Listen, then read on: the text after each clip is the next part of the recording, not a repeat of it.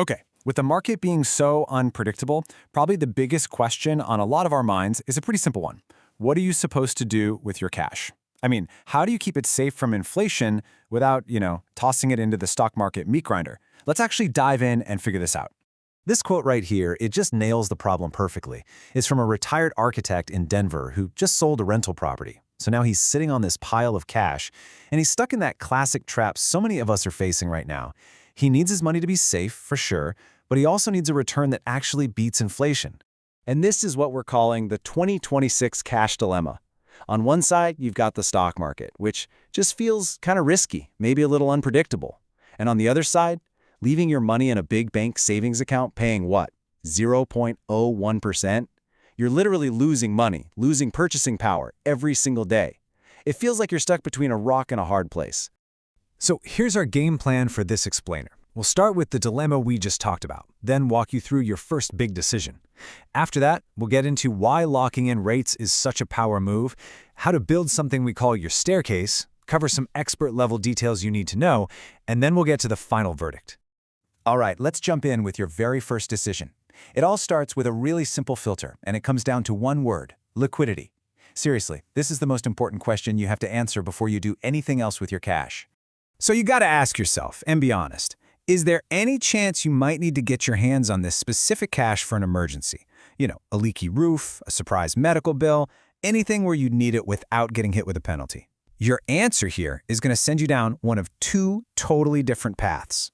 If you answered yes to that question, then you're on path A. For that ultimate flexibility, a no-penalty CD is really the perfect compromise. It's like your emergency fund's best friend. You get to lock in a guaranteed rate, which is great, but you keep that option to pull the money out if you need to, no fees attached. It's fantastic for that sleep-at-night money. But if you answered no, if this is cash you are confident you can put away for a year or more, well then, you're on path B. And this, my friends, is where we get into the real power move for maximizing your yield in today's world, the Certificate of Deposit, or CD ladder. So you're probably thinking, okay, but why mess with CDs when some high-yield savings accounts are also paying pretty good rates? Great question. And the answer all comes down to the power of a contract. Look at this slide. It shows the key difference between a high-yield savings account, an HYSA, and a CD.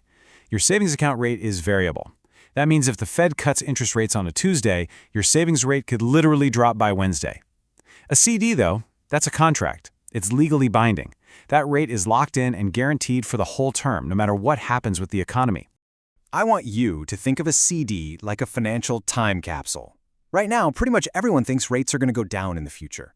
A CD lets you grab today's awesome high rates, seal them up in that time capsule, and carry them with you into tomorrow's low-rate world.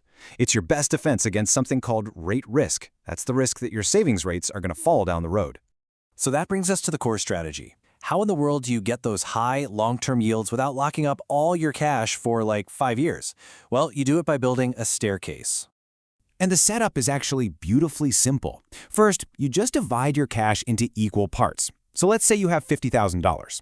Instead of putting it all in one big CD, you buy 5 smaller ones with different end dates. A 1-year CD, a 2-year, a 3-year, you get the idea. And the result? Every single year, a step on your staircase unlocks, and you get access to a chunk of your cash. And here's where the strategy gets really smart. As each of those CDs comes due, you get a choice. If you need the cash, great, take it. But if you don't, you roll it over. You reinvest that money in a new long-term CD at the very end of your ladder. In our example, a new 5-year CD, which almost always has the best interest rate. So here's the magic. After a few years of doing this, of rolling the ladder, you end up in this perfect sweet spot.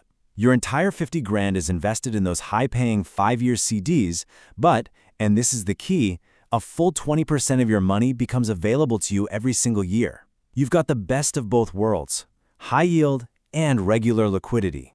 Okay, so maybe you're sold on the strategy, but where do you actually go to build this thing, and what are the hidden traps you got to watch out for? Let's get into those expert-level details. As a general rule, you're not going to find the best rates at the giant brick-and-mortar bank on the corner. You're going to find them at online-only banks. Think Marcus or Discover. For that special penalty-free CD we talked about, Ally Bank is really well known. And hey, Don't forget to check out credit unions like PenFed. Sometimes they can come out of nowhere with market-beating rates. Now, for the catch. And you knew there had to be a catch, right? The interest you earn from a CD, it isn't special. It's taxed, just like the income from your job, at both the federal and the state level. And this can take a serious bite out of your actual return. So let's imagine you find a fantastic CD, and it's paying 4.8% APY. That looks amazing on the screen. You're thinking, yes, I'm crushing inflation. But then, the IRS takes its share. Let's assume you're in a 32% marginal tax bracket. That's what you pay on your next dollar of income. Suddenly, that great-looking 4.8% yield becomes a 3.2% real return. Now, it's still positive, which is good, but it's a huge drop. You absolutely have to factor in this tax drag when you're doing your math. And that tax drag is exactly why for some of you, especially high-income earners in high-tax states like California or New York, you should compare CDs to Treasury bills or T-bills. Why? Because T-bill interest is completely exempt from state and local taxes. That means a T-bill with a lower rate could actually put more cash in your pocket after taxes. Here's a quick rule of thumb. If your state income tax is 5% or higher, it's definitely worth running the numbers on T-bills. So, after all of that, what's the final verdict here? What is the true role of CDs and CD ladders in your financial life right now? Let's be perfectly clear on this. CDs are not a get-rich tool. You're not going to see stock market-style returns here. That's just not their job. Their job is to be a defensive weapon for your money. They are built for one thing, to guarantee your original capital is preserved and to protect its purchasing power from getting eaten alive by inflation. So, to wrap this all up, the key takeaways. First, CDs let you lock in today's high yields before they disappear. Second, a ladder is that beautiful strategy that gives you both high rates and regular access to your money. And third, doing nothing, just letting cash sit in a 0.01% account, is a guaranteed way to lose money. Which really just leaves one final question for you to think about. I want you to look at your own savings, your own cash, and ask yourself honestly, is that money preserving its power for your future, or is it just quietly vaporizing day by day? The choice of what to do next is yours.